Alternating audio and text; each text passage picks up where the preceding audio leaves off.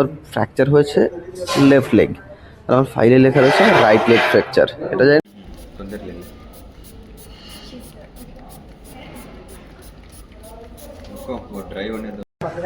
Hello বন্ধুরা, কেমন আছো? তোমার একটা জিনিস দেখাই, মাই কন্ডিশন। তোমরা সবাই জানো কালকে আমি গেছিলাম কোথায় যেন গেছিলাম, আদিয়োগী মহাশিবরাত্রির দিন গিয়েছিলাম। আসার সময় রুমে চলে এসেছিলাম, প্রায় 7 কিলোমিটার বাকি রুমে আসতে। গাড়িও আসতেছিল, একটা ছেলে পেছন দিকে এসে ধাক্কা মেরে দিল, বাইক পড়লো পায়ের পরে, পায়ের হাড় ভেঙে গেল। কোথাও কাটেও নেই, কিচ্ছু হয়নি, শুধু এরকম হয়ে গেছে হাড়টা। ঠিক আছে, আমি দেখে অবাক যে কীভাবে হাড়টা ভাঙলো। তখন আমি আসছি হাসপাতালে, কালকে ভর্তি হয়েছিলাম। ভর্তি হওয়ার পর থেকে ইঞ্জেকশনের পর ইঞ্জেকশন তো দিয়েই যাচ্ছে। কালকে ওখানে 2টো, এখানে 3টে, 4টে, 5টা এখানে লাগিয়ে রেখেছে, যখন ইচ্ছে তখন সিরিঞ্জ করে দিয়েই যাচ্ছে।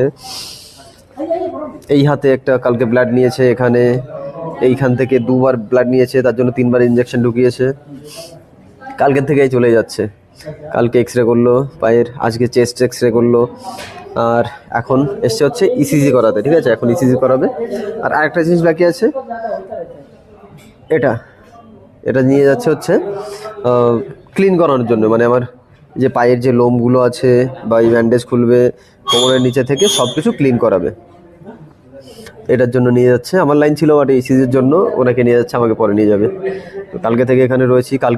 কালকে হবে আমার অপারেশন, মানে সার্জারি। তারপরে নাকি 2 দিন রাখবে, 2 দিন রেখে চলে যাবে, মানে আমাকে ছেড়ে দেবে। তখন আমি রুমে বসে যাই করি। আর এত বড় একটা অ্যাক্সিডেন্ট হয়েছে, এখনও আমার মা জানে না, মাকে জানায়নি, বাড়িতে কেউই জানে না, শুধু আমার বন্ধু জানে, আর এখানকার যে বন্ধুগুলো তারা জানে। কালকে থেকে বন্ধুরা আসছে দেখতে। এখন এসছে আমাদের এই হ্যান্ডসাম বয়। ঠিক আছে, আসার সময় অ্যাপেল নিয়ে এসছে আমার জন্য। একটু আগে বিরিয়ানি নিয়ে আসলো, chicken biryani with double leg piece. Chicken leg piece খেলাম, চিকেন বিরিয়ানি খেলাম। এখন বসে রয়েছি ইসিজির জন্য। ম্যাম গেল একটু বাইরে, এসে ইসিজি করাবে, তারপরে ওই ক্লিন করাবে। আর 8টার সময় আমাকে কিছু ওষুধ আনতে দিয়েছে, কালকে অপারেশনের জন্য যা যা লাগবে সেগুলো আনতে হবে, বন্ধুকে পাঠাবো। আর 8টার সময় একটা ট্যাবলেট খেতে বললো, যেটা খাওয়ার পরে, ইসিজির আগে যেটা মানে খেতে হয়, কালকে ওটা খাওয়ার পরে আর কিছু খেতে পারবো না আমি। মানে আজকে রাত 8টার পরে ওটা খাওয়ার পরে আমি একটু জলও খেতে পারবো না। তো 8টার আগে যা ইচ্ছা খেতে পারবো আমি, এই জন্য বিরিয়ানি খেয়ে নিলাম একটু বেশি করে। এখন আর কি বলবো, কালকে অপারেশন হওয়ার পরে জানাবো কেমন হলো, কি হলো। চলো বাই। হ্যালো বন্ধুরা, কেমন আছো সবাই? তো আগে একবার ভিডিও বানিয়েছিলাম হাসপাতালেই, তখন বলেছিলাম যে আমার অপারেশন হবে। সেটা হচ্ছে মঙ্গলবারে আনিয়েছিলাম, আমি ভর্তি হয়েছিলাম সোমবারে, আর বুধবারে অপারেশন মানে সার্জারি হওয়ার কথা ছিল। আজকে হচ্ছে শনিবার, বুধবারে আমার সার্জারি হয়ে গেছে। আর পায়ের কন্ডিশন যদি দেখাই, এখনও মোটামুটি ঠিক আছে, নড়াতে বড়াতে পারছি, পেন কমে গেছে, অনেক ফোলা কমে গেছে, মোটামুটি ঠিক আছে, ওয়াকার দিয়ে চলতে পারছি। আর সামনে বেডে ওটারও অপারেশন হয়েছে। আর আজকে অপারেশন করতে গেল এই আমার পাশের এই বেডটার ছেলেটার। তো এটাও আমার সাথে জয়েন হয়েছিল, মানে ভর্তি হয়েছিল, বাট ওর আগের দিন টেনশনের জন্য ও অপারেশন করতে পারেনি, সুগার হাই স্পাইক করেছিল। তো আজকে আবার অপারেশন করতে নিয়ে গেছে। আমি একটা জিনিস দেখলাম, কালকে ওই ছেলেটার মা সারা রাত ওর পাশে বসে ওর পায়ে হাওয়া করছে, ঘুমায়নি। মানে ছেলেটা তো টেনশন করছেই, তার থেকে বেশি টেনশন ওর মার। তো আমি তাই ভাবলাম যে একটা মা কত ভালোবাসতে পারে। আমার তো অপারেশন হয়ে গেছে, কোনো ব্যাপার না। আজকে বলছে এরা রিলিভ করবে, ছেড়ে দেবে। দেখি আজকে রুমে যাব, তারপর কী দেখি হয়। এখানে কদিন ধরে মোটামুটি কীভাবে টাইম কেটে গেলো বুঝতে পারলাম না। খরচা বলতে গেলে প্রায় 20,000 টাকার মতো এখনও খরচা হয়ে গেছে সরকার বলে। আর যদি কোনো ভালো হসপিটালে যেতাম তাহলে 5-6 লাখ হয়ে যেত খরচা।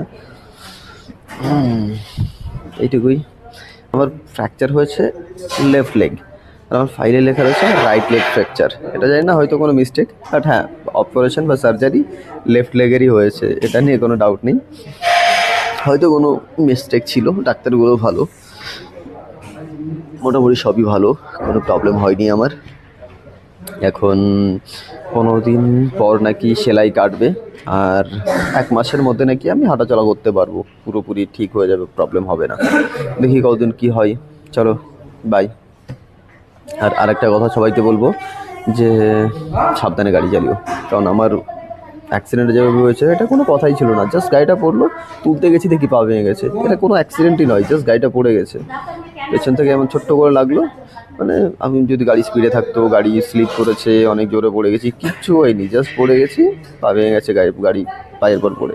তো সাবধানে চালাও, সবাইকে বলবো, একটা ছোট্ট অ্যাক্সিডেন্টও বড় ক্ষতি হতে পারে। চলো বাই। হাই, কেমন আছো সবাই? তোমাদের আগে ভিডিওগুলোতে বলেছিলাম যে হসপিটালে যখন ছিলাম তখন বানিয়েছিলাম যে আমার পা ভেঙে গেছে, লেফট লেগ, দুটো বোন ফ্র্যাকচার। তো আজকে 1 মাসের বেশি হলো, তো 18 তারিখে আমার সার্জারি হয়েছিল, আর আজকে হচ্ছে মার্চ মাসের 24 তারিখ। তো 1 মাস 6 দিন হলো আমার সার্জারি হয়েছে। তো আমি হাঁটতে পারছি, এখন কালকে থেকে হাঁটতে পারছি।